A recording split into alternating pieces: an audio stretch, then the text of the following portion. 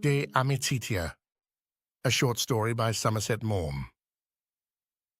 1. They were walking home from the theatre. "Well, Mr. White," said Valentia, "I think it was just fine." "It was magnificent," replied Mr. White. And they were separated for a moment by the crowd, streaming up from the Francais towards the opera and the boulevards.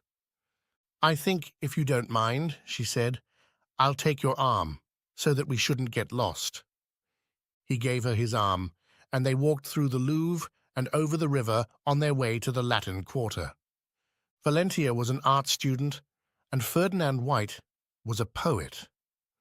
Ferdinand considered Valentia the only woman who had ever been able to paint, and Valentia told Ferdinand that he was the only man she had met who knew anything about art without being himself an artist. On her arrival in Paris a year before, she had immediately inscribed herself at the offices of the New York Herald, Valentia Stewart, Cincinnati, Ohio, USA. She settled down in a respectable pension, and within a week was painting vigorously. Ferdinand White arrived from Oxford at about the same time, hired a dirty room in a shabby hotel, ate his meals at cheap restaurants in the Boulevard Saint-Michel, read Stephen Mallarmé, and flattered himself that he was leading la vie de bohème. After 2 months, the fates brought the pair together, and Ferdinand began to take his meals at Valentia's pension. They went to the museums together, and in the sculpture gallery at the Louvre, Ferdinand would discourse on ancient Greece in general and on Plato in particular, while among the pictures Valentia would lecture on tones and values and chiaroscuro. Ferdinand renounced Ruskin and all his works. Valentia read the Symposium. Frequently in the evening they went to the theatre, sometimes to the Francais, but more often to the Odeon. And after the performance, they would discuss the play, its art, its technique, above all, its ethics. Ferdinand explained the piece he had in contemplation, and Valentia talked of the picture she meant to paint for next year's Salon, and the lady told her friends that her companion was the cleverest man she had met in her life, while he told his that she was the only really sympathetic and intelligent girl he had ever known. Thus were united in bonds of amity Great Britain on the one side and the United States of America and Ireland on the other. But when Ferdinand spoke of Valentia to the few Frenchmen he knew, they asked him, "But this Miss Stewart, is she pretty?" "Certainly, in her American way, a long face, with the hair parted in the middle and hanging over the nape of the neck. Her mouth is quite classic." "And have you never kissed the classic mouth?" "I? Never." "Has she a good figure?" "Admirable." "And yet, oh, you English!" And they smiled and shrugged their shoulders as they said, "How English?" "But my good fellow," cried Ferdinand in execrable French, "you don't understand. We are friends, the best of friends." They shrugged their shoulders more despairingly than ever. 2. They stood on the bridge and looked at the water and the dark masses of the houses on the Latin side, with the twin towers of Notre Dame rising dimly behind them. Ferdinand thought of the Thames at night, with the barges gliding slowly down and the twinkling of the lights along the embankment. "It must be a little like that in Holland," she said, "but without the lights and with greater stillness." "When do you start?" She had been making preparations for spending the summer in a little village near Amsterdam, to paint. "I can't go now," cried Valentia. "Corrie Sales is going home, and there's no one else I can go with, and I can't go alone. Where are you going?" I have no plans. I never make plans." They paused, looking at the reflections in the water. Then she said, "I don't see why you shouldn't come to Holland with me." He did not know what to think. He knew she had been reading the Symposium. "After all," she said, "there's no reason why one shouldn't go away with a man as well as with a woman." His French friends would have suggested that there were many reasons why one should go away with a woman rather than a man. But like his companion, Ferdinand looked at it in the light of pure friendship. When one comes to think of it, I really don't see why we shouldn't. And the mere fact of staying at the same hotel can make no difference to either of us. We shall both have our work, you your painting, and I my play. As they considered it, the idea was distinctly pleasing. They wondered that it had not occurred to them before. Sauntering homewards, they discussed the details, and in half an hour had decided on the plan of their journey, the date, and the train. Next day, Valentia went to say goodbye to the old French painter, whom all the American girls called Popper. She found him in a capacious dressing gown, smoking cigarettes. "Well, my dear," he said, "what news?" "I'm going to Holland to paint windmills." "A very laudable ambition. With your mother?" "My good Popper, my mother's in Cincinnati. I'm going with Mr. White." "With Mr. White?" He raised his eyebrows. "You are very frank about it." "Why, what do you mean?" He put on his glasses and looked at her carefully. "Does it not seem to you a rather curious thing for a young girl of your age to go away with a young man of the age of Mr. Ferdinand White?" "Good gracious me! One would think I was doing something that had never been done before." "Oh, many a young man has gone travelling with a young woman, but they generally start by a night train and arrive at the station in different cabs." "But surely, Popper, you don't mean to insinuate Mr. White and I are going to Holland as friends?" "Friends?" He looked at her more curiously than ever. "One can have a man friend as well as a girl friend," she continued, "and I don't see why he shouldn't be just as good a friend. The danger is that he become too good." "You misunderstand me entirely, Popper. We are friends, and nothing but friends." "You are entirely off your head, my child." "Ah, you're a Frenchman. You can't understand these things. We are different. I imagine that you are human beings, even though England and America, respectively, had the intense good fortune of seeing your birth. We're human beings, and more than that, we're 19th-century human beings. Love is not everything. It is a part of one, perhaps the lower part, an accessory to man's life, needful for the continuation of the species." "You use such difficult words, my dear." "There is something higher and nobler and purer than love. There is friendship. Ferdinand White is my friend. I have the amplest confidence in him.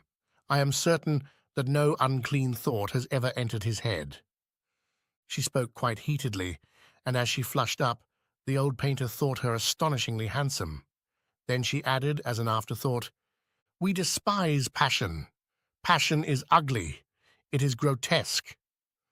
The painter stroked his imperial and faintly smiled. "My child, you must permit me to tell you that you are foolish. Passion is the most lovely thing in the world. Without it, we should not paint beautiful pictures. It is passion that makes a woman of a society lady. It is passion that makes a man even of an art critic." "We do not want it," she said. "We worship Venus Urania. We are all spirit and soul. You have been reading Plato. Soon you will read Zola." He smiled again and lit another cigarette. "Do you disapprove of my going?" she asked, after a little silence. He paused and looked at her. Then he shrugged his shoulders. "On the contrary, I approve. It is foolish, but that is no reason why you should not do it. After all, folly is the great attribute of man. No judge is as grave as an owl. No soldier fighting for his country flies as rapidly as the hare. You may be strong, but you are not so strong as a horse. You may be gluttonous, but you cannot eat like a boa constrictor. But there is no beast that can be as foolish as man. And since one should always do what one can do best, be foolish. Strive for folly above all things. Let the height of your ambition be the pointed cap with the golden bells. So, underscore bon voyage. I will come and see you off tomorrow." The painter arrived at the station with a box of sweets, which he handed to Valentia with a smile. He shook Ferdinand's hand warmly and muttered under his breath, "Silly fool! He's thinking of friendship, too." Then, as the train steamed out, he waved his hand and cried, "Be foolish! Be foolish!" He walked slowly out of the station and sat down at a cafe. He lit a cigarette and, sipping his absinthe, said, "Imbeciles." 3. They arrived at Amsterdam in the evening, and after dinner gathered together their belongings and crossed the IJ as the moon shone over the waters. Then they got into the little steam tram and started for Monnikendam. They stood side by side on the platform of the carriage and watched the broad meadows bathed in moonlight, the formless shapes of the cattle lying on the grass, and the black outlines of the mills. They passed by a long, sleeping canal, and they stopped at little, silent villages. At last they entered the dead town, and the tram put them down at the hotel door. Next morning, when she was half-dressed, Valentia threw open the window of her room and looked out into the garden. Ferdinand was walking about, dressed as befitted the place and season, in flannels, with a huge white hat on his head. She could not help thinking him very handsome, and she took off the blue skirt she had intended to work in and put on a dress of muslin all bespattered with coloured flowers, and she took in her hand a flat straw hat with red ribbons. "You look like a Dresden shepherdess," he said as they met. They had breakfast in the garden beneath the trees, and as she poured out his tea she laughed, and with the American accent which he was beginning to think made English so harmonious, said, "I reckon this about takes the shine out of Paris." They had agreed to start work at once, losing no time, for they wanted to have a lot to show on their return to France, that their scheme might justify itself. Ferdinand wished to accompany Valentia on her search for the picturesque, but she would not let him. So after breakfast he sat himself down in the summer-house and spread out all round him his nice white paper, lit his pipe, cut his quills, and proceeded to the evolution of a masterpiece. Valentia tied the red strings of her sunbonnet under her chin, selected a sketchbook, and sallied forth. At luncheon they met, and Valentia told of a little bit of canal with an old windmill on one side of it which she had decided to paint, while Ferdinand announced that he had settled on the names of his dramatis personae. In the afternoon they returned to their work, and at night, tired with the previous day's travelling, went to bed soon after dinner. So passed the second day, and the third day, and the fourth, till the end of the week came, and they had worked diligently. They were both of them rather surprised at the ease with which they became accustomed to their life. "How absurd all this fuss is," said Valentia, "that people make about the differences of the sexes. I am sure it is only habit." "We have ourselves to prove that there is nothing in it," he replied. "You know, it is an interesting experiment that we are making." She had not looked at it in that light before. "Perhaps it is. We may be the forerunners of a new era, the Edisons of a new communion. I shall write and tell Monsieur Rollo all about it." Nana, in the course of the letter, she said, "Sex is a morbid instinct. Out here in the calmness of the canal and the broad meadows, it never enters one's head. I do not think of Ferdinand as a man." She looked up at him as she wrote the words. He was reading a book, and she saw him in profile, with the head bent down. Through the leaves the sun lit up his face with a soft light that was almost green, and it occurred to her that it would be interesting to paint him. "I do not think of Ferdinand as a man. To me he is a companion. He has a wider experience than a woman, and he talks of different things. Otherwise I see no difference. On his part, the idea of my sex never occurs to him, and far from being annoyed as an ordinary woman might be, I am proud of it. It shows me that when I chose a companion, I chose well. To him I am not a woman, I am a man. And she finished with a repetition of Ferdinand's remark. We are the Edisons of a new communion. When Valentia began to paint her companion's portrait, they were naturally much more together.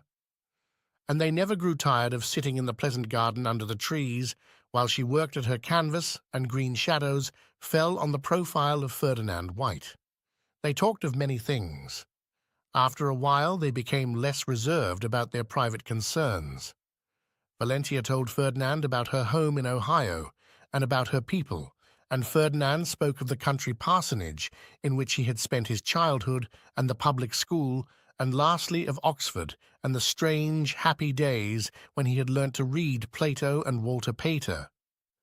At last, Valentia threw aside her brushes and leant back with a sigh. It is finished. Ferdinand rose and stretched himself and went to look at his portrait. He stood before it for a while, and then he placed his hand on Valentia's shoulder. You are a genius, Miss Stewart. She looked up at him. Ah, Mr. White, I was inspired by you. It is more your work than mine.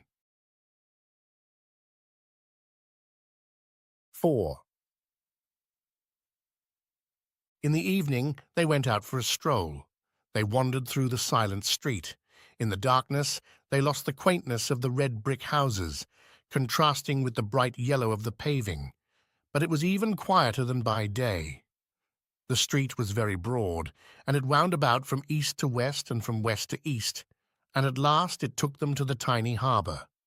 2 fishing smacks were basking on the water, moored to the side, and the Zuid de Zee was covered with the innumerable reflections of the stars. On one of the boats, a man was sitting at the prow, fishing, and now and then, through the darkness, one saw the red glow of his pipe. By his side, huddled up on a sail, lay a sleeping boy. The other boat seemed deserted. Ferdinand and Valentia stood for a long time, watching the fisher, and he was so still that they wondered whether he too was sleeping. They looked across the sea, and in the distance saw the dim lights of Marken, the island of fishers. They wandered on again through the street, and now the lights in the windows were extinguished one by one, and sleep came over the town, and the quietness was even greater than before. They walked on, and their footsteps made no sound. They felt themselves alone in the dead city, and they did not speak. At length they came to a canal gliding towards the sea. They followed it inland, and here the darkness was equal to the silence. Great trees that had been planted when William of Orange was king in England threw their shade over the water, shutting out the stars. They wandered along on the soft earth. They could not hear themselves walk, and they did not speak. They came to a bridge over the canal and stood on it, looking at the water and the trees above them, and the water and the trees below them, and they did not speak. Then, out of the darkness, came another darkness, and gradually loomed forth the heaviness of a barge. Noiselessly it glided down the stream, very slowly. At the end of it, a boy stood at the tiller, steering, and it passed beneath them and beyond, till it lost itself in the night, and again they were alone. They stood side by side, leaning against the parapet, looking down at the water. And from the water rose up love, and love fluttered down from the trees, and love was borne along upon the night air. Ferdinand did not know what was happening to him.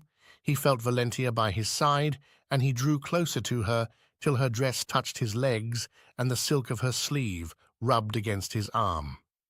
It was so dark that he could not see her face. He wondered of what she was thinking.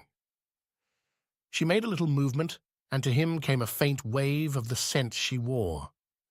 Presently 2 forms passed by on the bank, and they saw a lover with his arm round a girl's waist, and then they too were hidden in the darkness. Ferdinand trembled as he spoke. Only love is waking. And we, she said, and you. He wondered why she said nothing. Did she understand? He put his hand on her arm. Valentia! He had never called her by her Christian name before. She turned her face towards him. What do you mean? Oh, Valentia, I love you. I can't help it. A sob burst from her. Didn't you understand, he said, all those hours that I sat for you while you painted, and these long nights in which we wandered by the water? I thought you were my friend. I thought so too, when I sat before you and watched you paint, and looked at your beautiful hair and your eyes. I thought I was your friend, and I looked at the lines of your body beneath your dress. And when it pleased me to carry your easel and walk with you, I thought it was friendship. Only tonight, I know I am in love. Oh, Valentia, I am so glad. She could not keep back her tears. Her bosom heaved, and she wept. You are a woman, he said. Did you not see? I am so sorry, she said, her voice all broken. I thought we were such good friends. I was so happy. And now you have spoilt it all. Valentia, I love you. I thought our friendship was so good and pure, and I felt so strong in it. It seemed to me so beautiful. Did you think I was less a man than the fisherman you see walking beneath the trees at night? It is all over now, she sighed. What do you mean? I can't stay here with you alone. You're not going away. Before, there was no harm in our being together at the hotel, but now... Oh, Valentia, don't leave me. I can't live without you. She heard the unhappiness in his voice. She turned to him again and laid her 2 hands on his shoulders.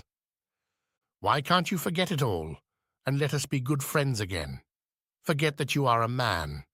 A woman can remain with a man forever, and always be content to walk and read and talk with him, and never think of anything else. Can you forget it, Ferdinand? You will make me so happy. He did not answer, and for a long time they stood on the bridge in silence. At last he sighed, a heartbroken sigh.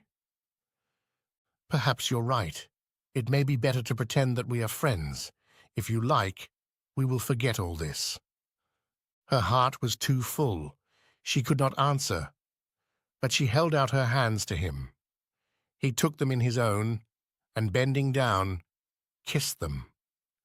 Then they walked home, side by side, without speaking. 5. Next morning, Valentia received M. Rollo's answer to her letter. He apologized for his delay in answering. You are a philosopher, he said. She could see the little snigger with which he had written the words. You are a philosopher, and I was afraid lest my reply should disturb the course of your reflections on friendship. I confess that I did not entirely understand your letter, but I gathered that the sentiments were correct, and it gave me great pleasure to know that your experiment has had such excellent results. I gather that you have not yet discovered that there is more than a verbal connection between friendship and love. The reference is to the French equivalents of those states of mind. But to speak seriously, dear child, you are young and beautiful now, but not so very many years shall pass before your lovely skin becomes coarse and muddy, and your teeth yellow, and the wrinkles appear about your mouth and eyes. You have not so very many years before you in which to collect sensations, and the recollection of one's loves is perhaps the greatest pleasure left to one's old age. To be virtuous, my dear, is admirable, but there are so many interpretations of virtue. For myself, I can say that I have never regretted the temptations to which I succumbed, but often the temptations I have resisted. Therefore, love, love, love. And remember that if love at 60 in a man is sometimes pathetic, in a woman at 40 it is always ridiculous. Therefore, take your youth in both hands and say to yourself, life is short, but let me live before I die. She did not show the letter to Ferdinand. Next day it rained, Valentia retired to a room at the top of the house and began to paint, but the incessant patter on the roof got on her nerves. The painting bored her, and she threw aside the brushes in disgust. She came downstairs and found Ferdinand in the dining room, standing at the window looking at the rain. It came down in one continual steady pour, and the water ran off the raised brickwork of the middle of the street to the gutters by the side, running along in a swift and murky rivulet. The red brick of the opposite house looked cold and cheerless in the wet. He did not turn or speak to her as she came in. She remarked that it did not look like leaving off. He made no answer. She drew a chair to the second window and tried to read, but she could not understand what she was reading. And she looked out at the pouring rain and the red brick house opposite. She wondered why he had not answered. The innkeeper brought them their luncheon. Ferdinand took no notice of the preparations. "Will you come to luncheon, Mr. White?" she said to him. "It is quite ready." "I beg your pardon," he said gravely as he took his seat. He looked at her quickly, and then immediately dropping his eyes, began eating. She wished he would not look so sad. She was very sorry for him. She made an observation, and he appeared to rouse himself. He replied, and they began talking, very calmly and coldly, as if they had not known one another 5 minutes. They talked of art with the biggest of A's, and they compared Dutch painting with Italian. They spoke of Rembrandt and his life. "Rembrandt had passion," said Ferdinand bitterly, "and therefore he was unhappy. It is only the sexless, passionless creature, the block of ice, that can be happy in this world." She blushed and did not answer. The afternoon Valentia spent in her room, pretending to write letters, and she wondered whether Ferdinand was wishing her downstairs. At dinner, they sought refuge in abstractions. They talked of dikes and windmills and cigars, the history of Holland and its constitution, the Constitution of the United States, and the edifying spectacle of the politics of that blessed country. They talked of political economy and pessimism and cattle rearing, the state of agriculture in England, the foreign policy of the day, anarchism, the president of the French Republic. They would have talked of bimetallism if they could. People hearing them would have thought them very learned and extraordinarily staid. At last they separated, and as she undressed, Valentia told herself that Ferdinand had kept his promise. Everything was just as it had been before, and the only change was that he used her Christian name, and she rather liked him to call her Valentia. But next day Ferdinand did not seem able to command himself. When Valentia addressed him, he answered in monosyllables, with eyes averted. But when she had her back turned, she felt that he was looking at her. After breakfast, she went away painting haystacks and was late for luncheon. She apologized. "It is of no consequence," he said, keeping his eyes on the ground. And those were the only words he spoke to her during the remainder of the day. Once, when he was looking at her surreptitiously, and she suddenly turned round, their eyes met, and for a moment he gazed straight at her, then walked away. She wished he would not look so sad. As she was going to bed, she held out her hand to him to say good night, and she added, "I don't want to make you unhappy, Mr. White. I'm very sorry." "It's not your fault," he said. "You can't help it if you're a stock and a stone." He went away without taking the proffered hand. Valentia cried that night. In the morning, she found a note outside her door. "Pardon me if I was rude, but I was not master of myself. I am going to Volendam. I hate Monnickendam." 6. Ferdinand arrived at Volendam. It was a fishing village, only 3 miles across country from Monnickendam, but the route, by steam tram and canal, was so circuitous that with luggage it took 1-2 hours to get from place to place. He had walked over there with Valentia, and it had almost tempted them to desert Monnickendam. Ferdinand took a room at the hotel and walked out, trying to distract himself. The village consisted of a couple of score of houses built round a semicircular dike against the sea, and in the semicircle lay the fleet of fishing boats. Men and women were sitting at their doors mending nets.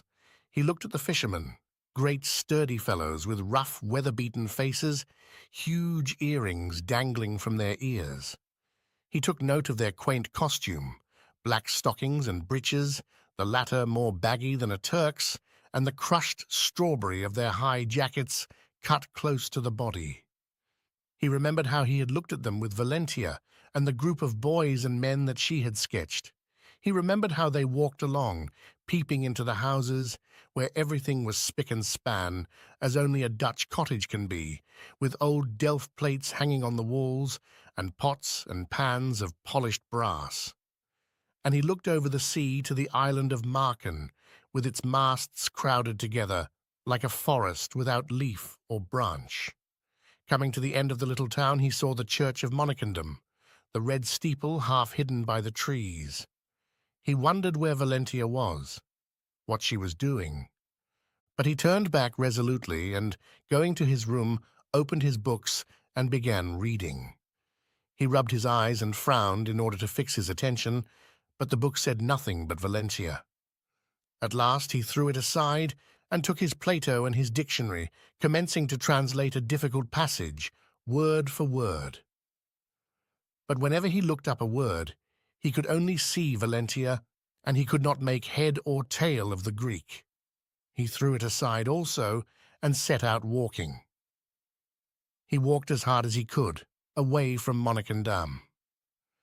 The second day was not quite so difficult, and he read till his mind was dazed, and then he wrote letters home and told them he was enjoying himself tremendously, and he walked till he felt his legs dropping off. Next morning it occurred to him that Valentia might have written. Trembling with excitement, he watched the postman coming down the street, but he had no letter for Ferdinand. There would be no more post that day, but the next day Ferdinand felt sure there would be a letter for him. The postman passed by the hotel door without stopping. Ferdinand thought he should go mad. All day he walked up and down his room, thinking only of Valentia. Why did she not write? The night fell, and he could see from his window the moon shining over the clump of trees about Monnikendam Church. He could stand it no longer. He put on his hat and walked across country. The 3 miles were endless. The church and the trees seemed to grow no nearer, and at last, when he thought himself close, he found he had a bay to walk round, and it appeared further away than ever. He came to the mouth of the canal along which he and Valentia had so often walked. He looked about, but he could see no one. His heart beat as he approached the little bridge, but Valentia was not there. Of course she would not come out alone. He ran to the hotel and asked for her. They told him she was not in. He walked through the town. Not a soul was to be seen. He came to the church. He walked round, and then, right at the edge of the trees, he saw a figure sitting on a bench. She was dressed in the same flowered dress which she had worn when he likened her to a Dresden shepherdess. She was looking towards Volendam. He went up to her silently. She sprang up with a little shriek. "Ferdinand!" "Oh, Valentia, I cannot help it. I could not remain away any longer. I could do nothing but think of you all day, all night. If you knew how I loved you. Oh, Valentia, have pity on me. I cannot be your friend. It's all nonsense about friendship. I hate it. I can only love you. I love you with all my heart and soul, Valentia." She was frightened. "Oh, how can you stand there so coldly and watch my agony? Don't you see? How can you be so cold?" "I am not cold, Ferdinand," she said, trembling. "Do you think I have been happy while you were away?" "Valentia!" "I thought of you too, Ferdinand, all day, all night, and I longed for you to come back. I did not know till you went that I loved you." "Oh, Valentia!" He took her in his arms and pressed her passionately to him. "No, for God's sake!" She tore herself away, but again he took her in his arms, and this time he kissed her on the mouth. She tried to turn her face away. "I shall kill myself, Ferdinand." "What do you mean?" "In those long hours that I sat here looking towards you, I felt I loved you. I loved you as passionately as you said you loved me. But if you came back and anything happened, I swore that I would throw myself in the canal."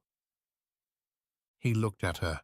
"I could not live afterwards," she said hoarsely.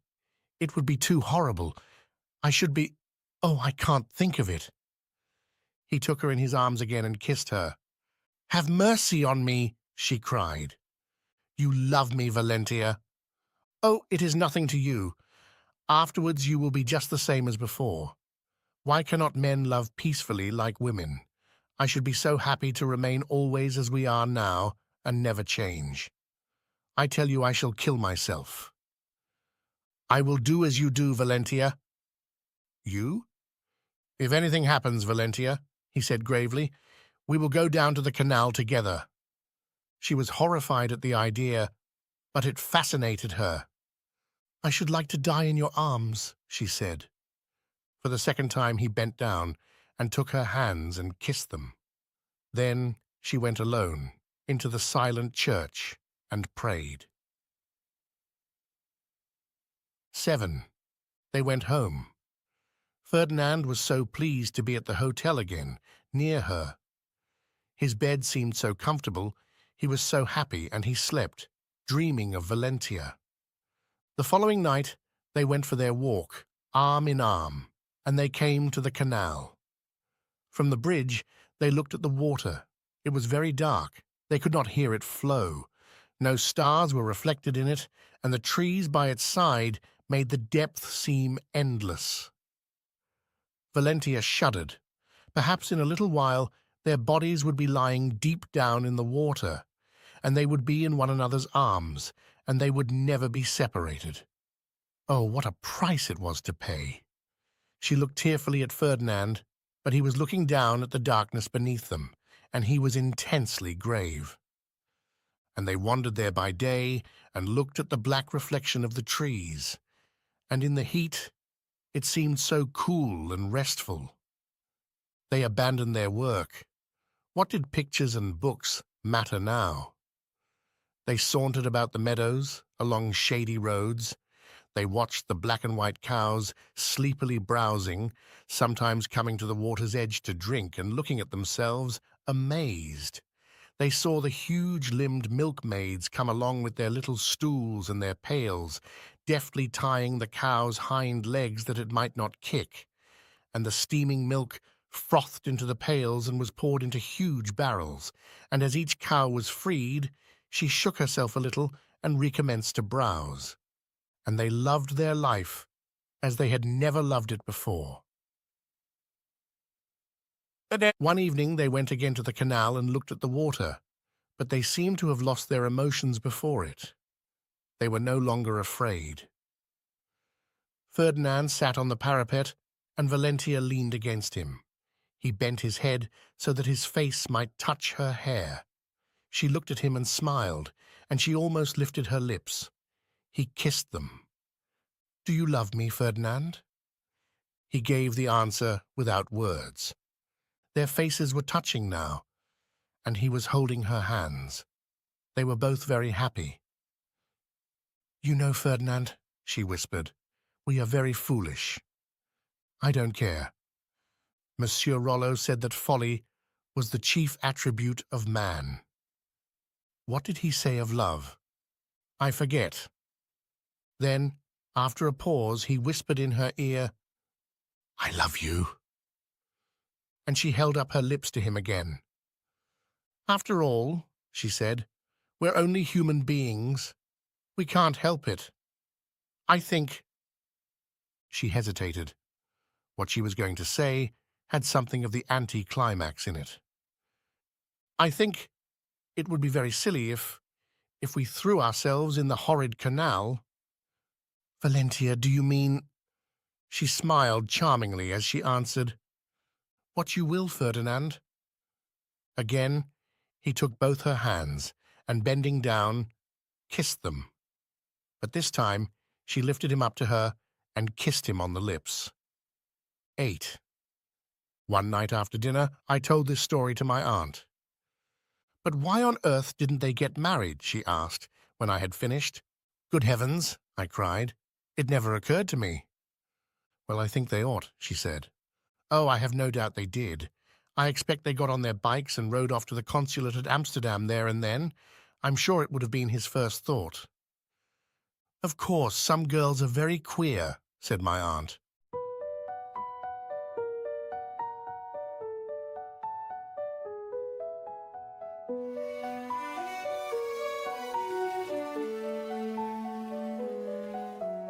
Under the Paris sky,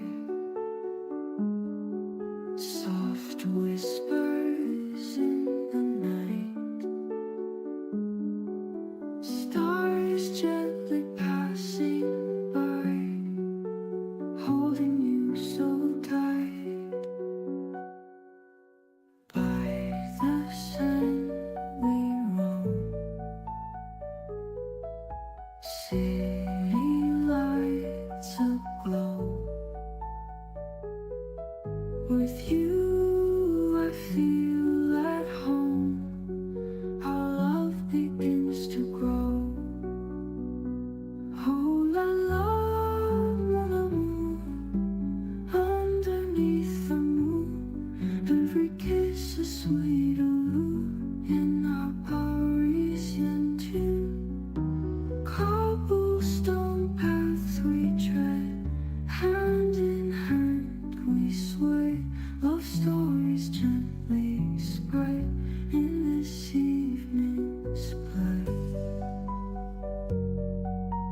Cobblestone paths we tread, hand in hand we sway.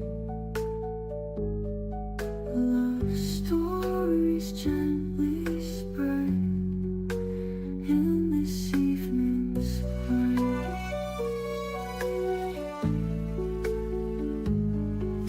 The Eiffel's gentle gleam lights up like our dreams.